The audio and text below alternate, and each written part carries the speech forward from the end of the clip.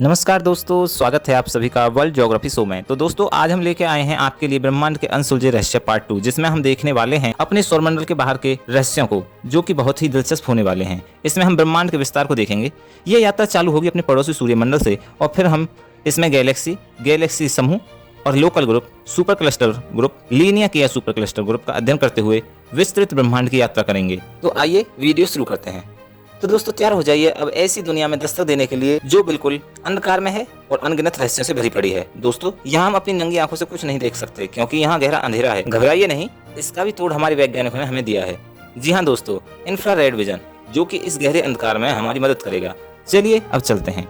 दोस्तों हमारी यात्रा अब इतनी लंबी हो गई है कि किलोमीटर में पैमाइश करना मुश्किल हो जाएगा, लेकिन अगर हम ब्रह्मांड के सापेक्ष में देखें तो ये बहुत ही छोटी यात्रा है, क्योंकि अभी तो हम अपने घर से बाहर निकले हैं। दोस्तों आप समझे नहीं, ये यात्रा हमने अपने वीडियो के पहले भाग में कर ली है।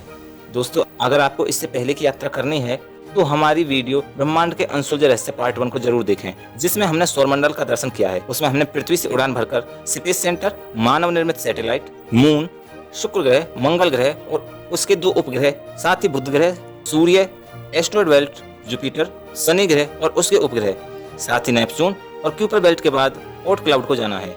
ये वीडियो बहुत ही दिलचस्प है और बहुत ही मजेदार, सौरमंडल को समझने में आपकी अहम मदद करेगी। अपने सौरमंडल को समझने के लिए इसे आप जरूर देखें। इसका लिंक आपको डिस्क्रिप्शन में मिल जाएगा। साथ ही वीडियो के अंत में भी आपको स्क्रीन पर ये वीडियो दिखाई देगी, जिस पर आप क्लिक करके उसे देख सकते हैं। और चलिए दोस्तों शुरू करते हैं। ये आ गया हमारा पड़ोसी तारामंडल। ये हमारे सूर्यमंडल से इतना दूर है कि सूर्य के प्रकाश को पहुंचने में यहाँ 4.3 साल लग जाते हैं। इस तारामंडल का नाम एल्फा सेंटोरी है, लेकिन इसकी एक और खासियत है कि ये तारामंडल 3 तारों का समूह है, जिसमें अल्फा सेंटोरी ए और अल्फा सेंटोरी बी तारे आपस में बाइनरी सिस्टर सिस्टम से जुड़े हुए हैं। वैज्ञानिकों के अनुसार इसका एक ग्रह पृथ्वी की भांति दिखाई देता है और अपने हैबिटेबल जोन में है। इस पर एलियंस होने की संभावनाएं हैं। इस ग्रह का नाम प्रेक्सा सेंटोरी बी है। आइए अब आगे बढ़ते हैं और अब हम अपनी दूरी मापने की इकाई बदलते हैं। ये किलोमीटर की जगह प्रकाश वर्ष होगी। प्रकाश वर्ष यह वह दूरी है जिसे प्रकाश अपने 1 साल में निर्विवादित समय में प्राप्त करता है। अब हमारी यात्रा 10 प्रकाश वर्ष की हो गई है और हम पहुंच गए हैं नए जन्मे बेबी स्टार के पास। जी हाँ दोस्तों, इसने अभी अपना जीवन शुरू ही किया है। इसे सूर्य जैसा मंडल बनाने में अरबों साल लगेंगे, इसलिए चलिए आगे बढ़ते हैं। अब हम अपनी पृथ्वी से 20 प्रकाश वर्ष दूर हैं और मिल रहे हैं एक ऐसे तारामंडल से जिसका जन्म हमारे सूर्य तारामंडल के साथ ही हुआ। लेकिन इसकी एक खास बात यह है कि इसका एक ग्रह बिल्कुल हमारी पृथ्वी जैसा ही दिखाई देता है और उस पर वैज्ञानिक एलियंस होने की प्रबल संभावनाएं बताते हैं। तो दोस्तों अब हम यहाँ से ऊपर की तरफ देखें तो अरबों तारे हमारे चारों तरफ फैले हुए नजर आते हैं, जिन पर पहुँचना तो दूर, इन्हें गिनना भी नामुमकिन है। तो चलिए अब अपनी स्पीड बढ़ाते हैं और आगे बढ़ते हैं। इन तारों के घर का पता लगाते हैं। दोस्तों इन अरबों तारों का घर है हमारी मिल्की वे, यानी हमारी आकाशगंगा।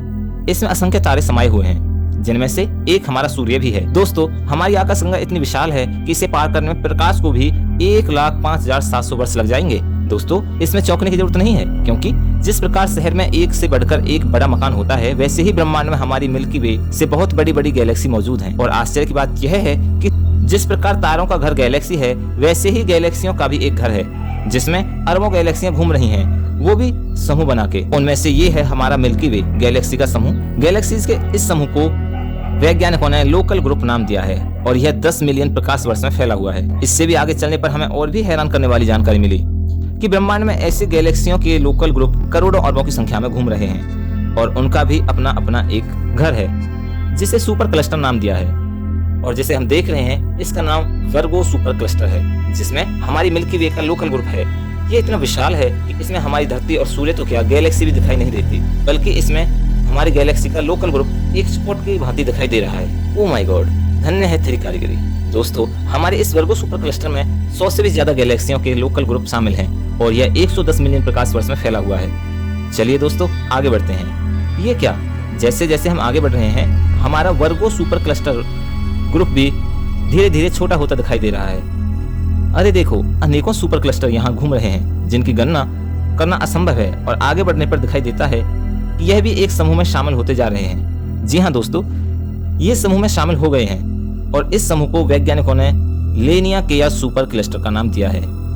ये लीनिया सुपर क्लस्टर ग्रुप इतना विशाल है कि इसमें हमारा वर्गो सुपर क्लस्टर बिल्कुल चने के दाने जैसा दिखाई देता है और गैलेक्सियों का लोकल ग्रुप तो इसमें दिखाई ही नहीं देता।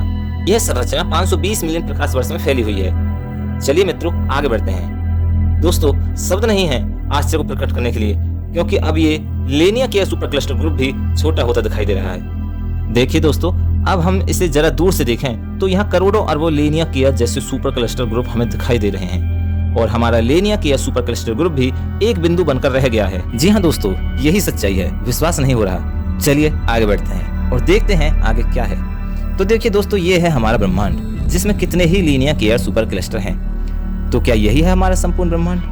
नहीं, इसमें भी कुछ रहस्य हैं। असल में यह हमारा ज्ञात ब्रह्मांड है, जिसे हम जान पाए हैं। इसके आगे ना तो हम जान पाए हैं, ना ही देख पाए हैं। बस तरह तरह के अनुमान लगा रहे हैं। जैसे संभव है कि हमारा ब्रह्मांड भी किसी और बड़ी इकाई का छोटा सा बिंदु हो, अथवा इसकी तरह के अन्य और भी अज्ञात ब्रह्मांड मौजूद हों।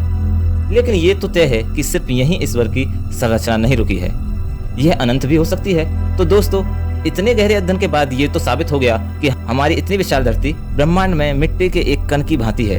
फिर भी धन्य है हमारी मानव जाति, जिसने ईश्वर की दी बुद्धि का सही इस्तेमाल करके ब्रह्मांड के इतने बड़े स्वरूप को जाना। तो दोस्तों, कैसी लगी आपको हमारे साथ ब्रह्मांड की यात्रा, हमें कमेंट बॉक्स में जरूर बताएं। आगे आप कौन से टॉपिक पर ऐसी ही मजेदार वीडियो चाहते हैं, यह भी बताएं। साथ ही वीडियो को लाइक करें, चैनल को सब्सक्राइब करें और बेल आइकन को जरूर दबाएं, जिससे सबसे पहले नोटिफिकेशन आपको मिले। वीडियो को दोस्तों को शेयर करें। साथ रहें, स्वस्थ रहें। जय हिंद, जय भारत।